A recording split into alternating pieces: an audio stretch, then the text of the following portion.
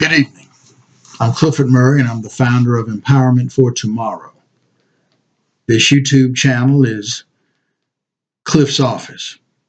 In an inaugural video I did several weeks ago now, I've explained the foundational principles of Empowerment for Tomorrow and how Cliff's Office is simply an extension thereof.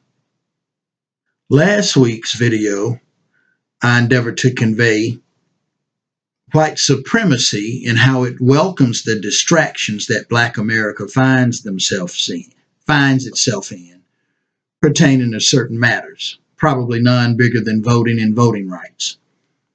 Distractions. I essentially pointed out and tried to convey, there's nothing wrong with voting, but Black America has got to stop voting and not getting anything in return for their vote. Quid pro quo.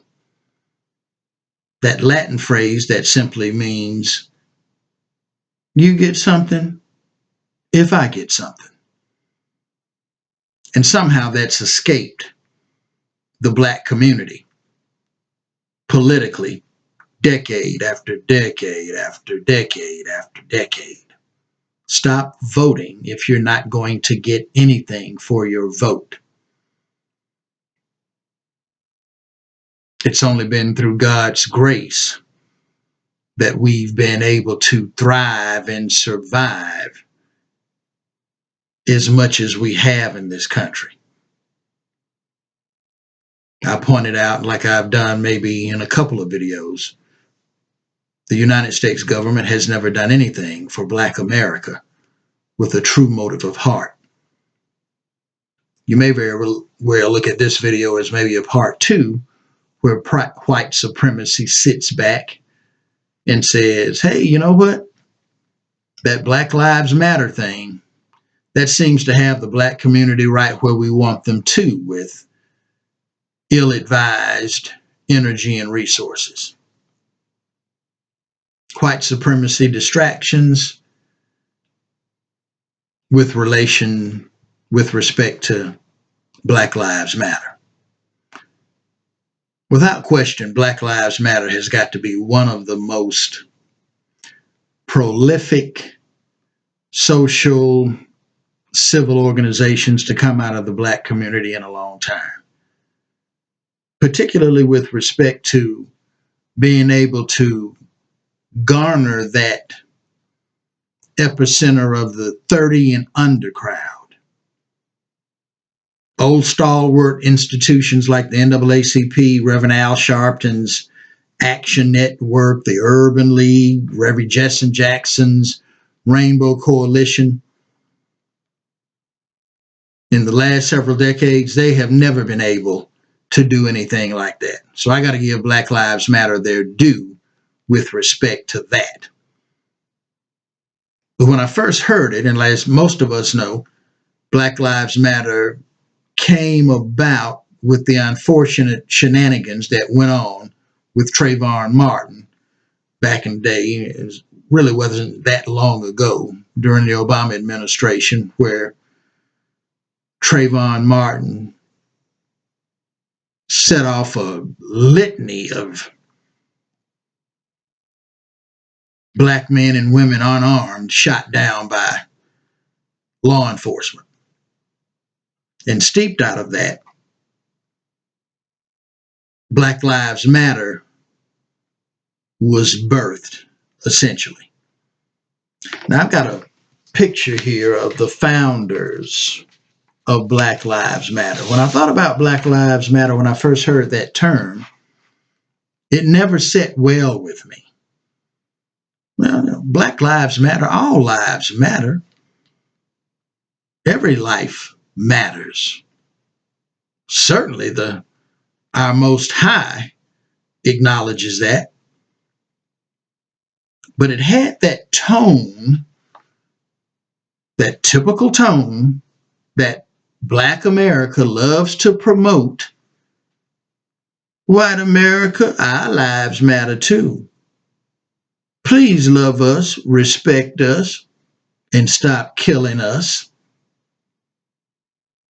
In contrast to when I think about the great Minister Louis Farrakhan in 2015 when he was going back to D.C. to do the second Million Man March, which, by the way, didn't even seem to be promoted by so many of our so-called black outlets, but that would be another topic, learning assessment altogether. But the first Million Man March in 95 was steeped in atonement, forgiveness, black men needing to understand their rightful place and handle our business, protect our women, children, communities, and so forth.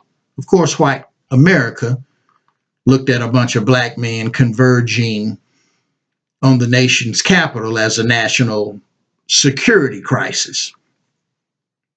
But the second thesis statement Minister Farrakhan had in 2015 was justice or else. No cowards allowed. Now, I like that. That resonated well with me. But Black Lives Matter, what's going on here? What's all the hubbub about this? So, as my manner is, I get to poking around, digging and doing research, finding out who, what, and why. And I discover that the organization is founded by three women.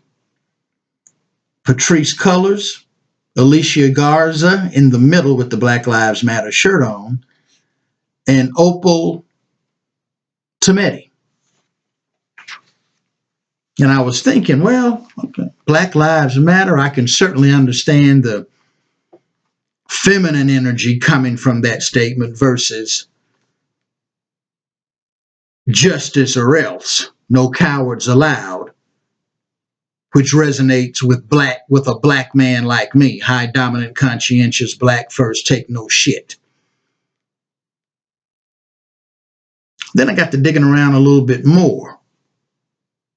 Two of the three founders of Black Lives Matter practice an LGBTQ so many letters to it now, lifestyle, which say to the rest of the world, no men wanted, no men allowed. Now, Alicia Garza, again, the lady in the middle with the Black Lives Matter t-shirt on, the name Garza comes from the fact that she's married to a transgendered, a man who wants to be a woman. Now, I did some digging. I looked high and low to get an assessment on what Opal Tometi was about. I couldn't find any Getty images of her or any photographs or anything with her suggesting what her sexuality orientation might be with a woman or with a man. Looking at a lot of their videos, which have showcased all three of the women at one time or another. Again, nothing from Opal Tometi about what her sexual orientation may be, but it's probably suspect, I guess. But at any rate, when I do some more digging, I find that looking up there on their internet, on their website, looking at their mission statement under the menu item of About Us, and it's quite clear to anyone reading that black male leadership, not needed / not wanted. Well, black men, two of the three, and probably all three, practice by their own free will choice. They practice a lifestyle that negates men at the most personal and intimate levels in the first place. So it didn't shock me when I was putting all of these things together as to why their organization pretty much establishes, yeah, we want black males to support us, but make no mistake, you're not running anything here. If you look at a lot of their videos on their intranet services, you'll see that their mantra and mindset, even though there may be some brothers engaged in some of the discussions via Skype, COVID's going on, so a lot of the meetings and stuff are done via those platforms like Teams and so forth.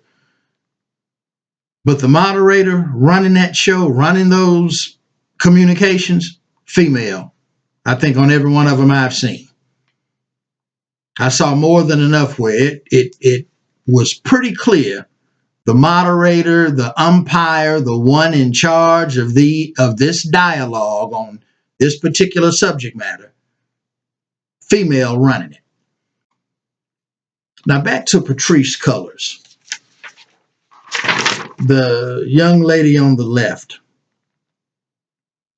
I alluded to in another video, I used the word implosion. Patrisse Cullors has stepped down as one of the members of Black Lives Matter. Bad PR is bad PR, public relations. Apparently there were some accusations brought against her. She went on a very expensive real estate shopping spree. She purchased several homes that were in the millions of dollars. One video I looked at, article tied to the video, in preparing for this video, pointed out she bought a home a little over $1 million in California in a neighborhood where 88% of the neighborhood is white. But at any rate, she came under a lot of scrutiny about this expensive real estate shopping spree. Some of you may recall, last year alone, Black Lives Matter brought in $90 million. $90 million. That's a lot of money. And accusations were being hurled at Miss Cullors in lieu of this shopping spree she went on. Apparently that she must have used a lot of those monetary funds to purchase such real estate. And in lieu of all of that, she makes the decision to step down from Black Lives Matter. Another woman in their Utah satellite, for lack of a better word, location, this woman right here, Lex Scott. She headed up the Black Lives Matter organization in Utah. Now, she stepped down recently, a few weeks ago, because of death threats she's received. I didn't look at the whole detail of it, but apparently she made some disparaging remarks about America and the American flag. Now, the average white person in America, the average white person, whether that white person is from the trailer track side of the demographic of white America, those are fighting words, nigger, or whether they're from the other side of the socioeconomic track. Bob, did you hear what happened? What's going on, Frank? This black woman made some disparaging remarks about America and what the American flag means. You gotta be kidding. Those are fighting words, nigger. Get the town hall meeting together, Bob, and let's get everybody rounded up. Let's deal with this. Doesn't matter. White America, I mean, my God, we saw the rebuttal aftermath on what Colin Kaepernick was doing with taking a knee and so forth. But this Lex Scott has received death threats in lieu of a tweet she made about America and the flag. I remember the great Minister Louis Farrakhan some years ago when the Confederate flag was in the center spotlight of the news there for a second. And Minister Farrakhan pointed out to Black America, and I'm paraphrasing, but you're worried about that mess with the Confederate flag, which, now that I think about it, could maybe be argued as a distraction as well. And the minister pointed out that American flag has caused more tyranny for Black America, more so than that Confederate flag. But at any rate, good, bad, or ugly, receiving death threats, that's serious. So she's stepping down.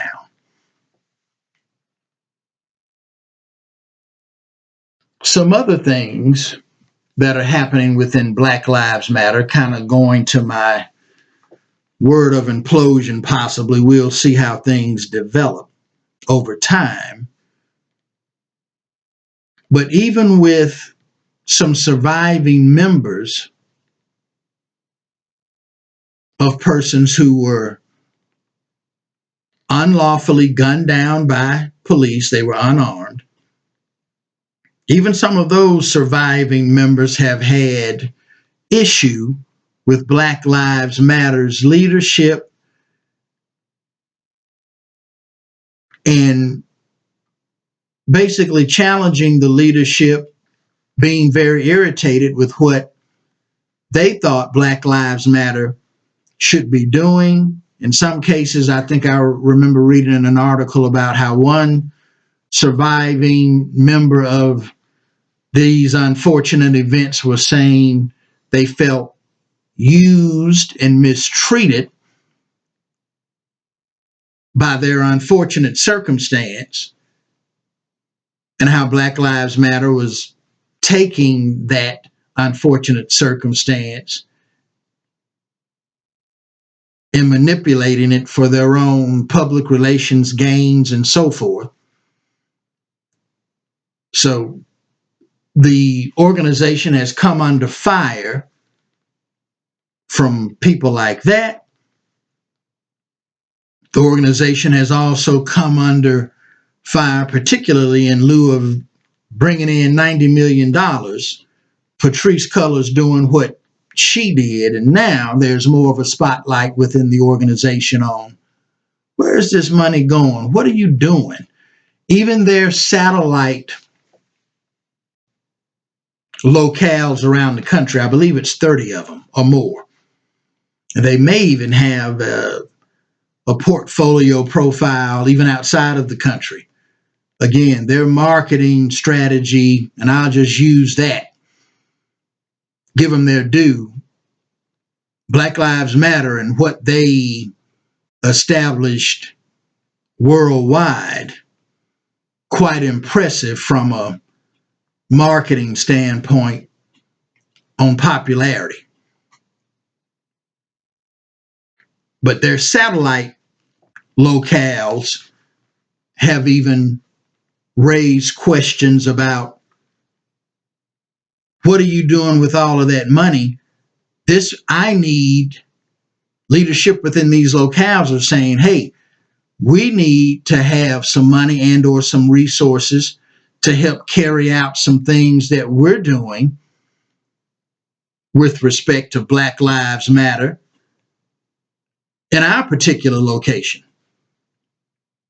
They didn't feel that they were getting the right monetary resources that they've needed. So it's been a smorgasbord of questions. People want answers. There's an investigative eye on them, looking at, hey, the microscope or the magnifying glass is on what this organization is doing. And when you think about black men in particular, when you think about what the organization, who's founded the organization, they've even come under scrutiny from a certain component within the microcosm of the microcosm, I call it, within the black community. Some thinking black people were also saying this LGBTQ incorporation, it seems to be taking over as a priority over black first. Now, by your own free will choice, you made a decision to live that lifestyle. And by the way, this homophobic thing that they like to put on black people, particularly black men, but at any rate, the black community, one could easily argue, is more tolerable / let's say, understanding of your lifestyle choice. But understand this, Black Lives Matter, black first. This LGBTQ agenda, that should not be nowhere near a priority over the black agenda at large.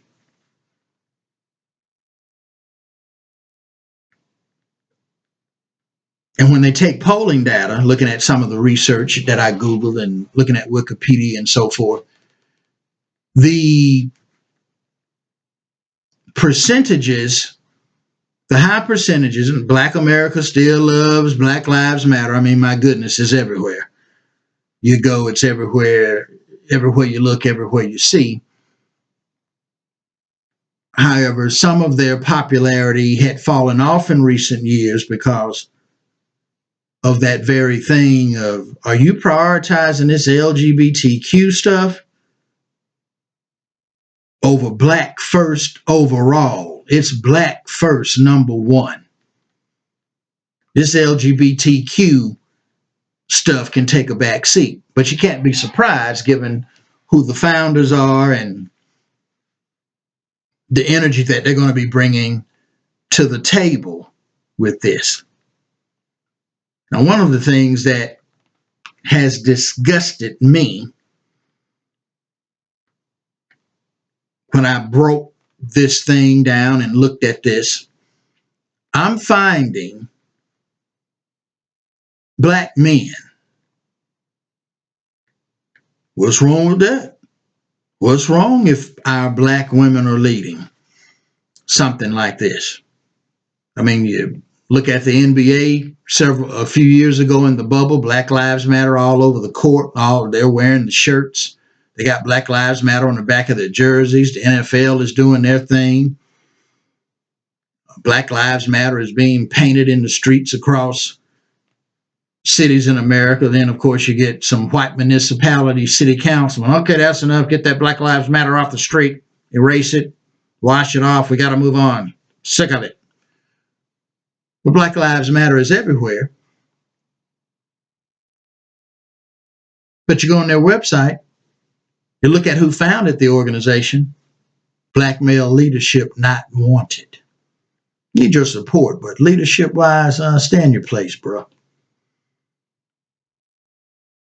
And black men that I'm running into more often than not, what's wrong with that? Brothers, there's some black women who have a problem with that. There's some black women who have a problem with black women leading and taking the forefront, stepping out in front and leading. That's a problem for even some of our black women. Shahrazad Ali, the author of The Black Man's Guide to Understanding the Black Woman, did an interview several years ago. I caught up with it on a video where she was explaining to the interviewer, and I'm paraphrasing, but we're the only demographic that seems to get that dynamic messed up. It's understood in every demographic. The Asian American man, the Asian American woman understands her man is in charge and leads when the rubber meets the road for their cultural and community directives. The Latino Hispanic woman understands the same thing with relationship to her man. Middle Easterners who come over here from India, Pakistan, Iraq, and Iran, their women understand that with respect to the dynamic that they have with their men. God knows white women, even with this Me Too. Well, we want our white men to do right by us, but they never seem to have a mantra where they take it to the point to where I don't need a man. I've heard black women, I don't need a man. Everything from I don't need a man, which is normally steeped and based on their socioeconomic status, and somehow that conveys over into not needing a man in a relationship. And I've even seen some black women who understand things about that get on these sisters about that themselves. But anyway, that seems to be few and far between. That I'm a strong black woman and so forth. That mantra seems to only be with our woman. And so much of this is steeped back, can go all the way back to the underpinnings of chattel slavery, where white men, the founding fathers of chattel slavery, leading all the way up to today, the effeminization of black men, you name it, is to make sure that the black man stays down here, and we'll exalt and elevate the black woman.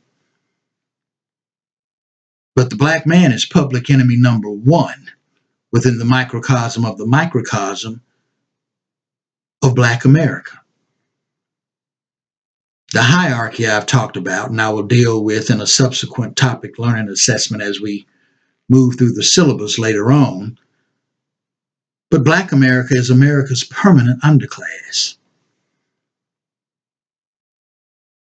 In white America, that component of white supremacy that certainly promotes systemic racism and all of the things that tie together with it, and that white supremacist ideology, they will continue to do what they've got to do to ensure that the black man continues to be at the bottom of the bottom. And there are black men that I'm coming across from time to time, more than I'd like to. They seem to be okay with that. If our black women want to lead, let them lead. I'm good. I don't need to be out front. Wonderful. That should be a problem for you, black man. So tying this into this distraction of Black Lives Matter, white supremacy is loving this. Another thing that came about with this organization of Black Lives Matter, a couple of years ago now, I guess, a white woman who wanted to give and donate some money to Black Lives Matter. And when she did, she just simply, okay, where's my money going? Let me follow the yellow brick road. What type of channels? When she went on the website, how is this going to benefit them and as a organization and so forth? And she looked at, it was her observation that she discovered that the donations to Black Lives Matter were going to Democratic Party coffers. In other words, the money going to Black Lives Matter, they were funneling it to help various Democratic candidate campaigns across the country. Now, black men, one of the things I noticed with Black Lives Matter early on,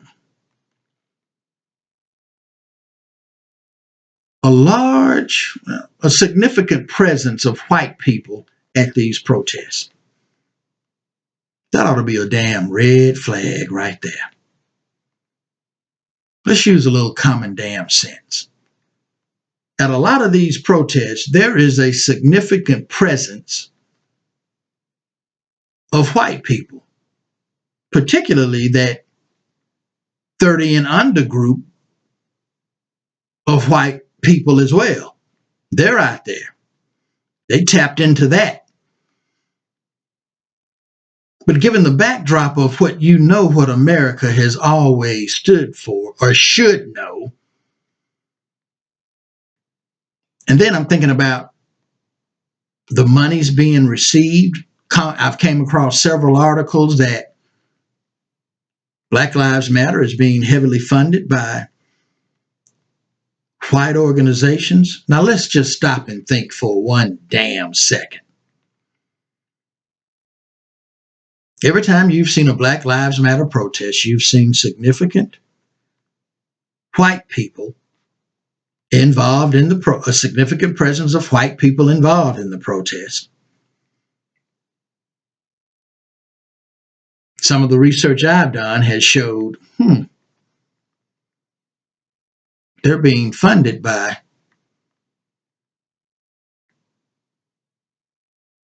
white people. White people are giving them huge donations. I've even heard the name George Soros being bounced around. Don't know if that was legitimate, solidified to the degree that he did do it or not. But if you're familiar with the name George Soros, he's a philanthropist, a billionaire, and he's done some things under the envelope of due benevolence on helping liberal causes and all that's right in the world, but has some agendas of his own.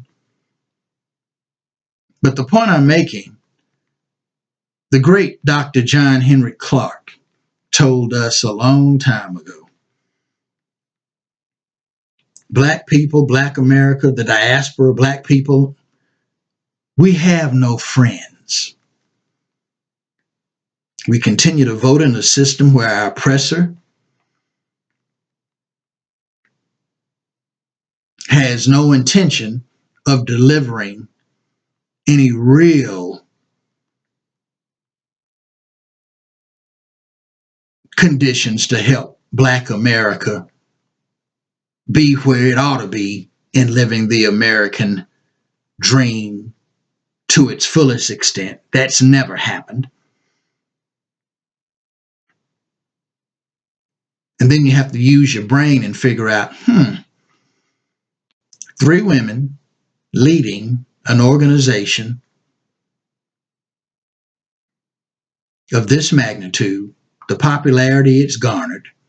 Then we dig down and find out the 2 and probably all 3 are practicing a interesting lifestyle that negates men altogether. You look on their website, it's pretty damn clear. No black male leadership needed or allowed. You look at several of their intranet videos and it's pretty damn obvious, even when you see men on there engaged and involved. The moderator, the women, they get the last say. They are running it. They are directing and running this ship the way they want it to be ran. I'm driving around Charlotte and some of the neighborhoods around here, high-end neighborhoods where in the front yards of very expensive white homes, there's a Black Lives Matter sign in the front yard of a white family.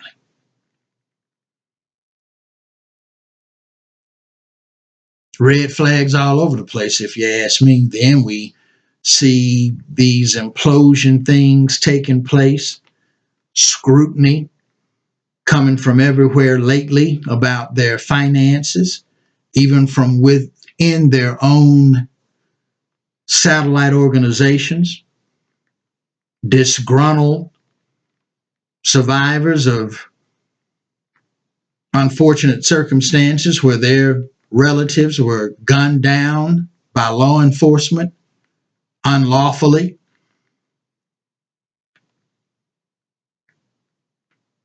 And black men running around here, a lot of them I'm running into. What's wrong with women leading anything? I don't need to lead. Now, maybe you're a black man that shouldn't be on this channel anyway.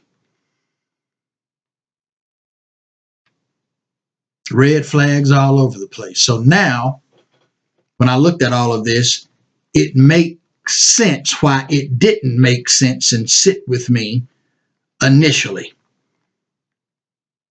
And now I certainly, well, I've seen why for a while. I'm just now getting around to articulating this on this video. I've talked about this before in my live presentations of Empowerment for Tomorrow, but my goodness, black men. Sometimes I'm at the point when I'm talking to some of my stakeholders and stuff, is it official? Black men are afraid of black women, and or black men don't want to lead. Is that where we're going? Is white America doing a great job of effeminizing the black man to the degree that we're talking about getting in touch with our feminine side? I don't have a damn feminine side. Everything from that to that typical Negro that we've had throughout our existence in this country. So what's wrong with that Negro?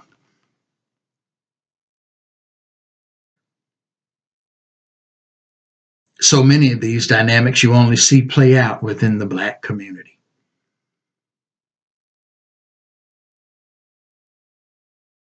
Black Lives Matter has been and more than likely will continue to be one hell of a huge and formidable distraction. Parenthetical insert, one of the biggest aider and abettors of white supremacy, even though they will say that they are an organization designed to defeat white supremacy. I say with their leadership and all of the symbolism that's steeped therein, they play right into the hands of white supremacy. Big damn distraction, black men. Particularly at this level.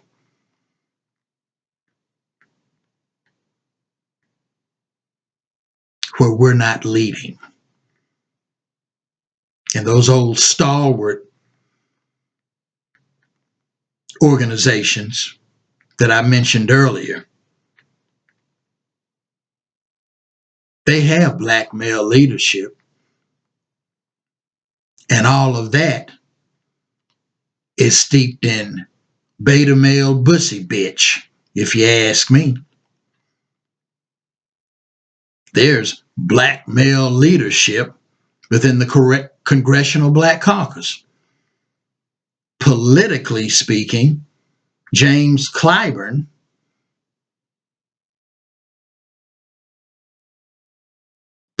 from a political standpoint is one of the most, if not the most powerful from a political on paper standpoint, the most powerful black man in America. In his eureka light bulb moment on the tail end of the insurrection on January 6th, let's lift every voice and sing, which has normally been considered Black America's national anthem, I'm going to push to have a bill presented where that becomes America's national hymn. And that'll help heal the divide we got in this country, among a lot of the other bullshit nigger surrogate ideas that come from James Clyburn and the like.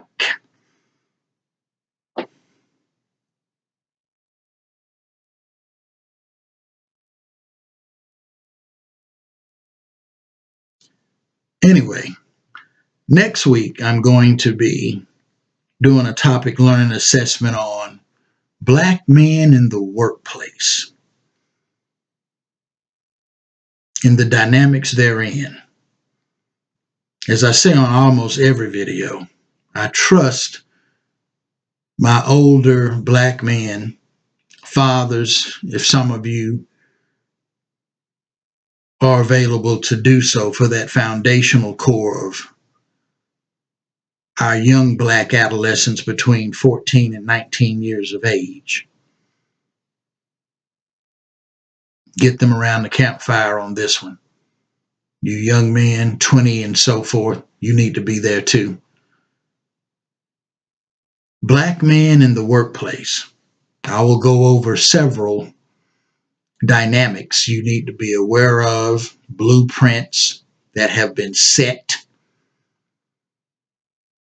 in particular environments and various cultures you will find yourself in, and how you have to navigate and conduct yourself within these dynamics. But next week, Black men in the workplace. Love you more than you know. Thank you.